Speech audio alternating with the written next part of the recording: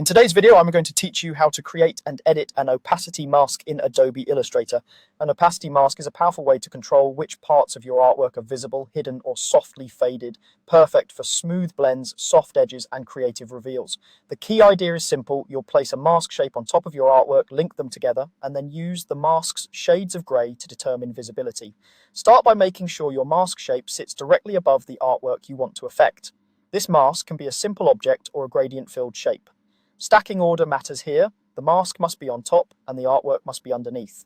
If you're planning a soft fade, a black to white gradient is ideal. If you want a hard edge reveal, a solid shape filled with black, white, or grey will do the job. Next, select both the artwork and the mask shape at the same time. You can do this by dragging over them with the selection tool or by clicking each one. The important thing is that both are selected before you create the mask, otherwise Illustrator won't know which art to pair with the mask.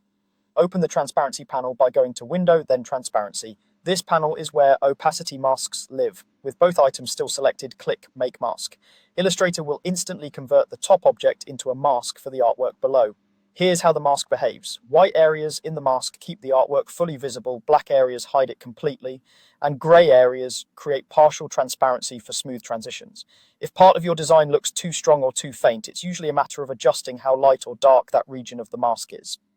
If your result looks reversed, it often means your mask colors are flipped. Make the areas you want to show brighter and the areas you want to hide darker. To refine the effect, edit the mask by clicking its thumbnail in the transparency panel. You'll be working inside the mask, so focus on the tones of the shapes and gradients rather than color. Adjust gradients for a longer or shorter fade, reshape objects for sharper reveals, or paint with soft brushes to fine-tune edges. Subtle greys produce elegant blends, while high contrast yields crisp cutouts. That's all there is to it. With a mask on top, both objects selected, the transparency panel open and make mask applied, you now have precise, non-destructive control over what shows, what hides, and everything in between.